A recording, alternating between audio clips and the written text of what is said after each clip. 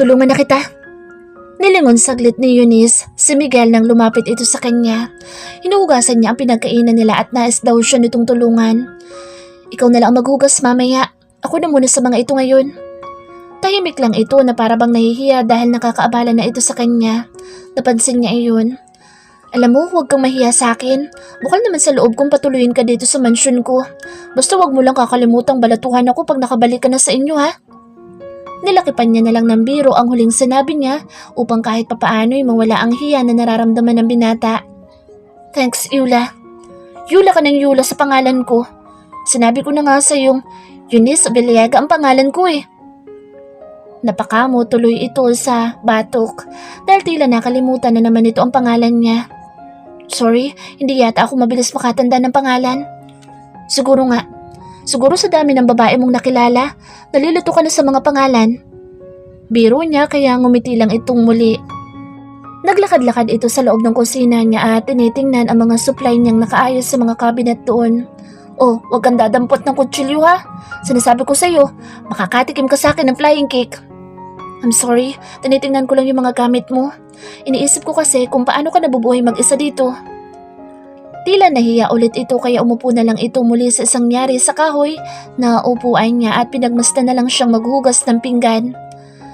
Bata pa lang ako, dito na ako nakatira. Kasama ko dati ang mga magulang ko dito kaso kinuha na sila ni Lord. Maaga silang nagpahinga. Samantalang may tiyuhin naman ako sa kabilang isla. Gusto nga ng tiyuhin ko na lumipat na ako doon eh. Kaso mas gusto ko rito sa isla namin. Mas tahimik at ayoko rin na iwanan itong bahay namin. Kaya buwan-buwan na lang akong tumatawid sa kabilang isla kapag sinusundo ako ng pinsan kong may demotor na bangka. Napapatango na lang si Miguel habang nakikinig ito sa kwento niya. Saan ka nag-aral dito? Paano kung may sakit ka? Wala ka bang cellphone man lang? Nagkibit balikat siya. Hindi ako nakapag-aral. Dito na kasi ako pinalaki ng mga magulang ko eh. Mahirap daw na tumawid pa kami ng kabilang isla. Kaya si nanay at tatay na lang ang naging teacher ko. Kaso limitado lang. Seryoso naman itong nakikinig sa kanya. Pinunasan niya ang kanyang kamay matapos siyang makapaghugas ng mga pinagkainan nila. Bakit hindi niyo naisipang lumipat ng bahay? Usisa pa ni Miguel. May pagkatsismoso palang pogi na ito.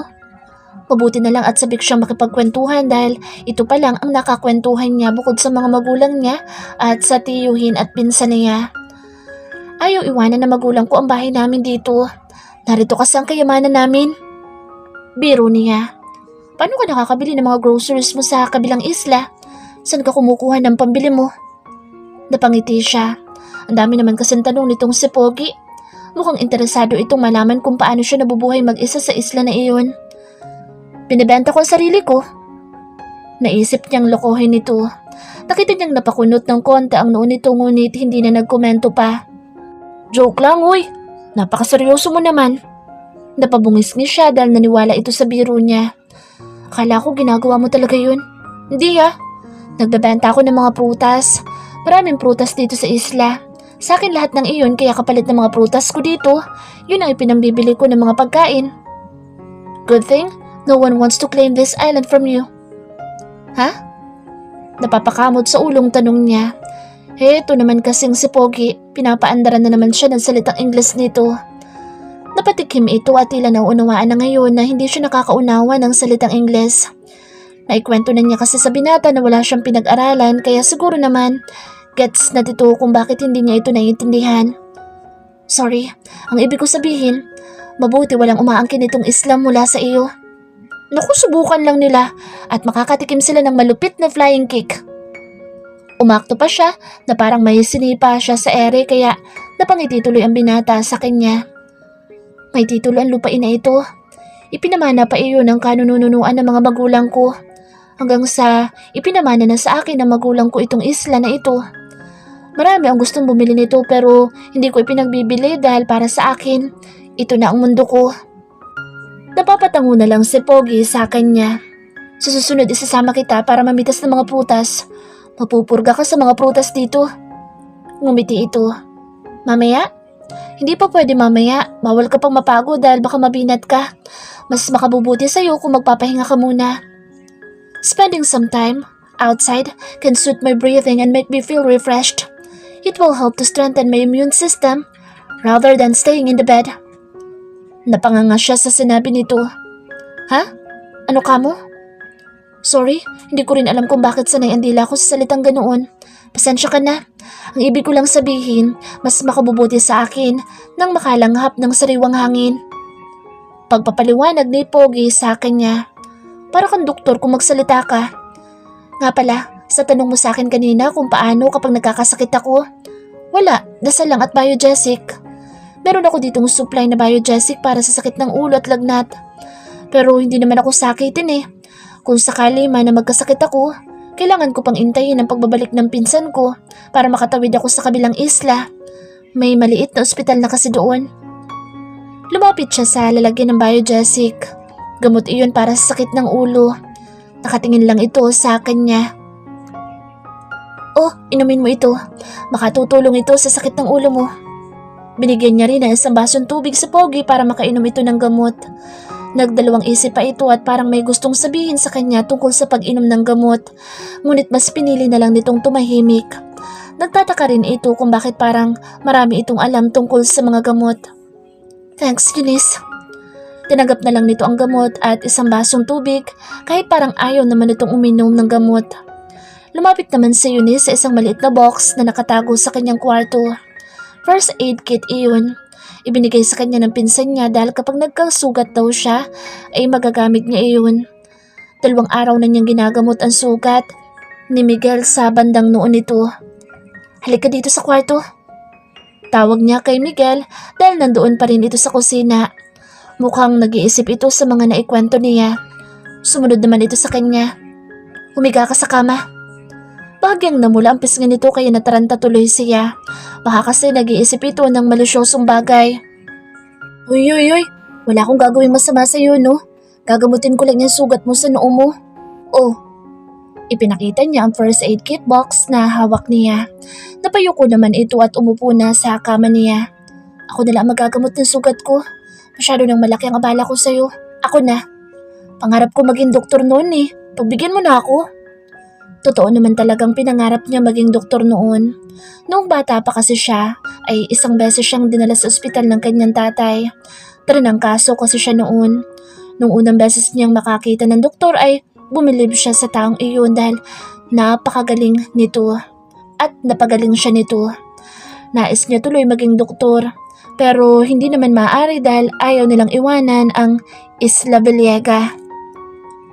Ayos lang ba talaga sa iyo na ginagamot mo ko?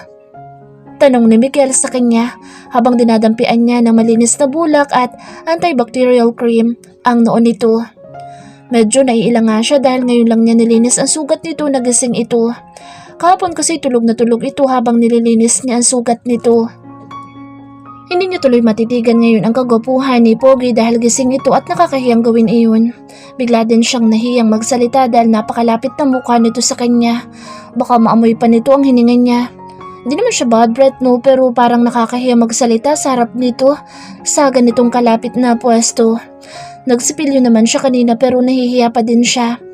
Nakaka-intimidate kasi ang fresh breath nitong naamoy niya. Pasensya ka na Eunice ha, kung nagkaroon ka pa ng alagain. Tinakpan muna niya ng band-aid ang noo nito bago siya lumayo ng konti. Ayos lang yun. Pasalamat ka, mabait ako. Hindi ka ba natatakot sa akin?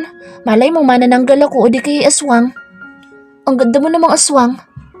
Natatawang sabi ni Miguel. Napakurap-kurap siya sa sinabi ni Miguel. Ibig ba sabihin nagagandahan ito sa kanya? Pakiramdam niya tuloy ang haba ng buhok niya. Matagal na ako maganda. Di mo na kailangan sumipsip sa akin, no? Papakainin at kukup-kupin naman kita, no? Ikaw talaga, Miguel. Nambola ka pa. Napapangiting sabi niya bago niya ito tinalikuran upang hindi nito makitang kinilig siya sa simpleng pagpuri nito sa ganda niya. Well, sabi nga ng mga taga-kabilang isla, maganda raw siya. Kahit morena siya ay marami pa rin na nagkakagusto sa kanya doon sa kabilang isla. Wala nga lang siya nagugustuhan sa mga iyon, bukod sa long-time crush niyang si Miguel. Ngumiti lang ng tipid si Pogi sa kanya. Ano, sasama ka ba sa akin sa pagkuha ng mga prutas? Umarap siya ulit sa binata para itanong iyon. Sige, gusto ko sumama. O sige, maliligo lang muna ako. Naligo na muna siya at naghintay lang ito sa kanya sa labas ng bahay niya. Napangiti nga si Eunice nang makita niyang ginamit ni Pogi ang bathtub na ginawa ng tatay niya para sa nanay niya. Hindi niya ginagamit ang bathtub na iyon dahil sanay siya sa paggamit ng tabo. Ayaw niyang magbabad sa tubig. Aba, nakibathtub pa si Pogi ah. Yayamanin talaga siguro yun. Natutuwa tuloy siya sa tatay niya dahil kahit papaano nagamit ni Pogi ang ginawa nitong man-made bathtub. Gawa iyon sa semento na nilagyan lamang nito ng kulay puting tiles. Pagkatapos niyang maligo ay doon na rin siya nagpalit ng damit sa loob ng banyo. Nakakahiya naman kasi kung lalabas siyang nakatapis. Baka isipin pa ni Pogi na inaakit niya ito. Aba, syempre hindi. Binibining Pilipinas siya, no? Hanggang ngayon ay wala pang nakakakita ng katawan niya. Iniingatan niya ang kanyang sarili at wala din siyang balak mag-asawa. Sino ba naman kasi ang sasama sa kanya sa isla na ito? Hindi niya kasi kayang iwanan ang isla na ito. Nagsuot na lang siya ng itim na leggings at kulay puting t-shirt. Palaging ganoon lang ang suot niya sa tuwing pipitas siya ng mga prutas. Hindi siya nag-makeup dahil wala naman siyang ganoon. Hindi rin siya mahilig magpaganda dahil panay ibon lang naman at mga ligaw na hayop ang makakakita sa kanya doon. Pero ngayon na nandito si Pogi sa bahay niya, parang gusto niya magpahid ng lipstick kaso wala naman siyang ganoon. Tara! Pagyaya niya kay Miguel nang matapos siya magbihis. Tinignan siya nito saglit bago ito ngumiti ng tipid.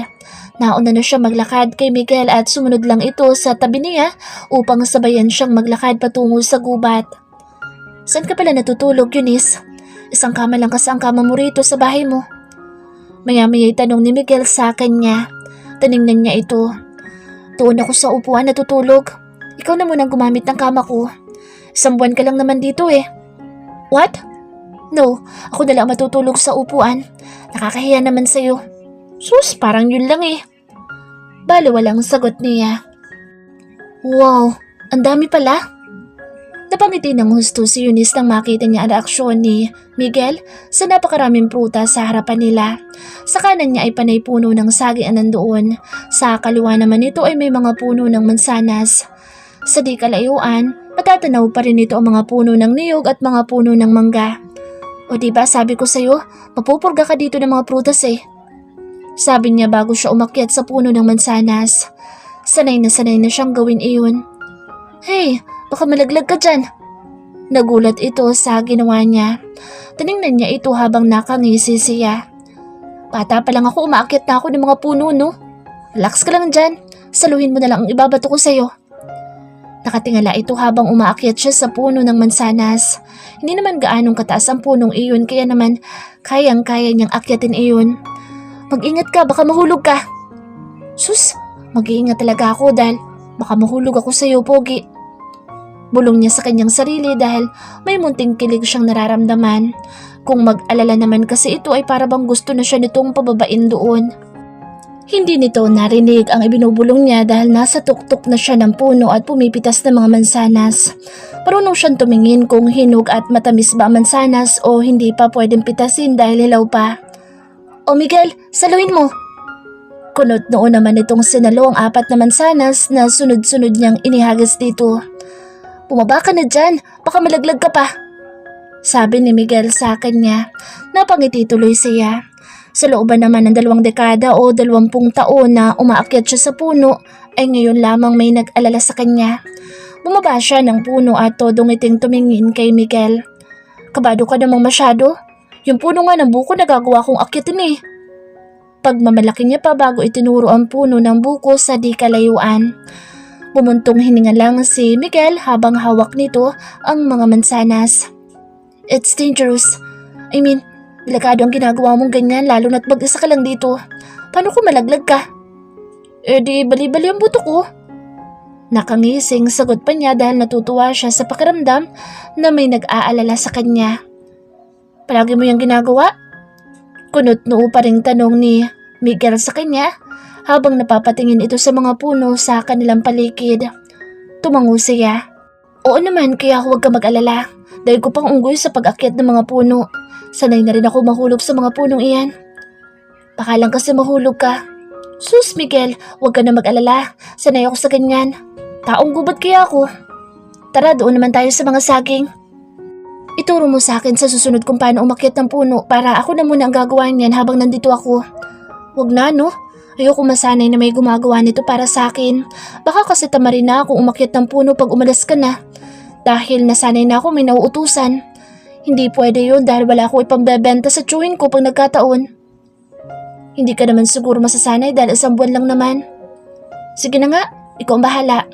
Pero sa isang araw na kita tuturuan dahil mahina pa yung katawan mo ngayon. Tumangulang si Miguel sa kanya. Pasimple niyang tiningnan si Miguel.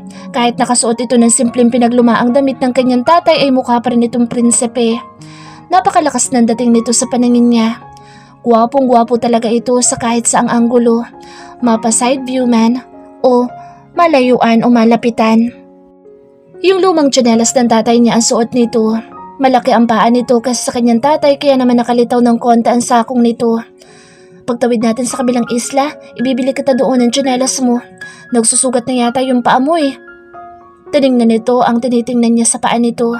It's okay, hindi naman masakit sa paa. Nakakahiya nga sa'yo dahil nakikigamit lang ako ng mga gamit ng tatay mo. Namula ang pisngin niya nang maalala niyang pinahiram niya ito ng brief ng kanyang tatay. Ginamit kaya nito? O baka hindi? Kung hindi, baka wala itong suot na brief? Ipinilig niya ang kanyang ulo dahil kung ano-anong naiisip niyang kalokohan. Tara na, umuwi na tayo para makapagluto na ako ng tanghalian natin. O sige. Sabay na silang lumakad patungo sa kanyang bahay. Nang makarating sila sa bahay niya ay inilapag ni Miguel ang mga prutas sa lamesa. Siya naman ay kumuha na ng malinis na kaldero upang magsaing ng kanin. How can I help you? Tanong ni Miguel sa kanya habang hinuhugasan niya ang bigas sa lababo. Huwag na, umupo ka na lang muna doon at magpahinga. Relax ka lang Miguel dahil ipapaalala ko lang sa'yo ha. Kagagaling mo lang sa pagkalunod. Bumabawi pa ang katawan mo ng lakas kaya doon ka na muna sa kwarto at magpahinga ka. Tatawagin na lang kita kapag kakain na tayo ng tanghalian. Ang bilis mo magsalita. Napapangitin po na ni Miguel sa kanya. Ikaw lang kasi nakausap ko sa tinagal-tagal ng panahon. Ilang taon ka na bang nag-iisa dito? Heto na naman si Pogi at nais pa yatang makipagkwentuhan na naman sa kanya. Mahigit 9 na taon? 11 taong gulang ako nang mamatay ang magulang ko. 20 anyos na ako ngayon. 20 ka pa lang? Sinamaan niya ito ng tingin. Aba, mukha ba siyang matanda? Hoy Miguel, baby face ako no? Bakit? Ano ba sa tingin mong edad ko ha? Ngumiti ito dahil sa reaksyon niya. Sorry, hindi naman sa ganoon. Ang ibig ko sabihin, mas matured ka na kasi dahil marami kang alam gawin. Nakasimangot pa din siya at nagkanda haba-haba tuloy ang nguso niya. Lasunin kaya kita dyan. Baby face nga ako eh. Tumawa ito. Hindi niya inaasahan na mapapatawan niya ito. Doon ka na nga Miguel. Sinisira mo lang ang beauty ko dito eh. Pasensya na. Napapangiti pa rin sabi nito. Ikaw ilang taon ka na ba ha? Balik tanong niya kay Miguel at muli niya ipinagpatuloy ang paghuhugas ng bigas. Natahimik ito at tila nag-isip. Hindi ko rin maalala kung ilang taon na ako eh. Napabuntong hininga pa ito. Oo nga pala. Nagka-amnesia ka nga pala. Sorry naman. Ngumiti lang ng tipid si Miguel. Pinagmamasdan na lang nito kung paano siya nagsasaing ng kanin. Pero sa tingin ko magkasing edad lang tayo, Miguel. Mukhang bata ka pa naman eh. Really? Pakiramdam ko nga mas bata pa ako sa'yo eh. Uy! Lumingon siya kay Miguel at nakangisi na ito. Mukhang natutuwa itong biruin siya dahil napapanguso siya. Biro lang. Doon ka na nga Miguel at magpahinga ka na muna. Baka palanguyin kita ngayon papunta sa kabilang isla eh. Sa inis ko sa'yo. Natatawa ito sa sinabi niya. Sorry Eunice. Nakakatuwa lang kasi yung ilong mo kapag nagagalit ka. Napatakip tuloy siya bigla sa akin yung ilong. At bakit naman? Kunot noong tanong niya at nahiya tuloy siya sa kanyang ilong. Nothing. Napapangiting sagot lang ni Pogi. Ikaw ha, feeling close ka na sa akin. Di pa naman tayo friend, no? Can we be friends? Nakangiting tanong ni Miguel sa kanya. Pag-iisipan ko kapag naging mabait ka. Sige na, Chupe. Doon ka na at magpahinga ka na. Namumutla ka pa eh. Tumangulang ito at sinunod ang sinabi niya. Mukhang nangihina pa talaga ang katawan nito kaya minabuti na rin nitong magpahinga. Nagluto siya ng nilagang baboy upang magkaroon naman ng mainit na sabaw ang sikmura nito. Maya-maya pa bago pa man mag-alas 12 ng tanghali ay natapos na siya sa pagluluto. Naabutan niyang natutulog si Miguel sa kwarto niya. Tingnan mo tong lalaking ito, sa upuan pa talaga natulog. Napapakamo tuloy si Eunice sa ulo niya dahil sa upuan lamang natulog si Miguel. Naawa siya kay Pogi dahil masyado itong matangkad para magkasya ito doon sa upuan. Niyugyug niya ng konti ang balikat ni Miguel. Uy Miguel, gising. Mabilis naman itong nagising sa unang yugyug niya pa lang. Mukhang hindi malalim ang naging tulog nito dahil nagising niya agad ito. Bakit dyan ka natutulog? Sabi ko doon ka sa kama matulog dahil mananakit ang leeg mo dyan. Ayos lang ako dito. Kaysa naman ikaw matulog dito. Nakakahiya sa'yo. Doon ka na sa kama matulog dahil panduwende lang nakatulad ko ang upuan na ito. Hinawakan niya ang braso ni Miguel upang palipatin na ito sa kama. Nahihiya ako sa'yo. Ako na nga lang ang nakikituloy dito sa bahay mo. Ako pa ang gagamit ng kama. Napabuntong hininga siya. Sus, Ginoo. Ang kulit mo rin pala, Miguel eh. O siya sige, dalawa na lang tayo sa kama. Malaki naman ang kama ko eh. Are you sure? Lalaki ako at hindi mo naman ako kilala. Langya ka, kapag may ginawa ka sa akin masama, ako mismo lulunod sa'yo sa dagat. Mukhang mabait ka naman eh. Higit sa lahat wala naman tayong relasyon. Maglalagay na lang ako ng malaking unan sa gitna natin. Salamat Eunice. Oo, mabait naman ako sa tingin ko. Totoo namang mukhang mabait ito. Mabilis nitong nakuha ang tiwala niya. Siguro ay naaksidente lang talaga ito kaya ito napadpad sa dalampasigan at hindi ito masamang tao. O siya sige, kumain na tayo ng tanghalian. Nagluto ako ng nilagang baboy. Halika na, kumain na tayo. Sumama na ito sa kanya sa kusina. Napangiti ito dahil naroon ng kutsara at tinidor sa gilid ng plato nito. Kain na. Nahihiyaman ito ay nagsimula na rin itong kumain katulad niya. Tataba ako dito kung palaging ganito kasarap ang mga luto mo. Napangiti siya sa pagpuri nito sa luto niya. Magana nga itong kumain kaya natutuwa siya. Mabuti naman at nasarapan ka sa luto ko. Salamat Eunice. Mabuti na lang dito ako sa isla na ito napadpad. Paano kaya ako sa ibang lugar? Baka kinain na ako ng mga mababangis na hayop. Napangiti siyang muli. Nahahawa ka na sa kadaldalan ko. Biro niya kaya napangiti rin ito. Kinagabihan nagluto siya ng adobo. Nasarapan din ito sa ulam nila at naparami ang nakain nito. Grabe naman tong lalaking to. Naliligo pa sa gabi. Napapailing na lang si Eunice habang hinihintay si Miguel sa loob ng kanyang kwarto. Naliligo na naman kasi ito kahit naligo na nga ito kaninang umaga. Mabuti na lang at libre ang tubig niya kahit magwanto sawa ito sa panliligo ay ayos lang naman. Nag-aalala lang siya dahil baka mabinat ito sa ginagawa nito. Ang alam niya kasi kapag may sakit ang isang tao o kapag kagagaling lamang sa trangkaso ay hindi pa pwedeng maligo ng 3 araw. Bahala ka nga Miguel, gabing-gabi na naliligo pa. Hindi ko naman siya aamuyin. Pilya niyang sambit habang tinitingnan ang kanilang kamang hihigaan. Madilim na sa paligid dahil wala namang kuryente ang bahay niya. Ngunit marami naman siyang lampara doon na ginagamit niya tuwing gabi para merong liwanag sa kanyang bahay. 3 ang lampara na meron sa bahay niya. Isa sa kwarto, isa sa kusina at isa sa banyo. Binubuksan niya lang iyon gamit ang posporo. Ang gasolina naman ng lampara ay nabibili niya rin sa kabilang isla. Mas gusto na niya ang ganoon kaysa palagyan niya pa ng kuryente ang bahay niya. Wala naman siyang pera at baka hindi rin pumayag ang kumpanya ng kuryente na lagyan siya doon dahil nag-iisa lamang ang bahay niya. Eunice, sa upuan na lang ako matutulog. Naayos na niya ang kamang tutulugan nila. Nilagyan niya na ng bagong kobre kama at bagong palit na punda ang mga unan upang hindi naman nakakahiya sa binata. Naglagay siya ng 2 malaking unan sa gitna ng kama upang yun ang maging pagitan nila ni Miguel. Ayaw man niyang patulugan ito sa tabi niya ay wala naman siyang magawa dahil wala itong ibang tutulugan. Paniguradong mahihirapan ito sa upuan. Ayaw naman itong pumayag na doon siya sa upuan matulog dahil lalo lang daw itong mahihiya sa kanya. Nilingon niya si Miguel. Katatapos lang nitong maligo at nakapagpalit na ito ng damit. Suot dito ang kulay puting t-shirt ng kanyang tatay. Lalo tuloy lumitaw ang kagwapuhan nito. Hindi na, dito ka na sa kama. Naglagay naman ako ng unan sa pagitan natin. Narinig niyang napabuntong hininga ito. Nahihiya ako sa'yo. Talaga ka at ayoko masuwa ka sa pagtulog dahil lang sa akin. Malaking istorbo na nga ang nagagawa ko sa'yo. Sus, sinabi ko na sa'yo, Miguel. Don't hiya-hiya to me. Nakangiting pagpapanatag niya sa loob nito. Ngumiti ito ng tipid. May tiwala ako sa'yo. Siguro naman kahit ganito ako kagandang dilag, hindi mo naman ako magugustuhan. Kaya sige na, dito ka na rin matulog. Isipin na lang natin na magkapatid tayo. Napangiti ang binata sa kanya. Sige, Ate Eunice. Biro nito sa kanya kaya pareho silang natawa. Oh, teka dyan. Aba syempre, ikaw dapat ang matanda. He smiled at her. Salamat, Eunice. Hindi ko sasayangan ng tiwala mo. Sana makatulog ka ng maayos dahil wala akong gagawing masama sa'yo habang nandito ako. Siya naman ang umiti.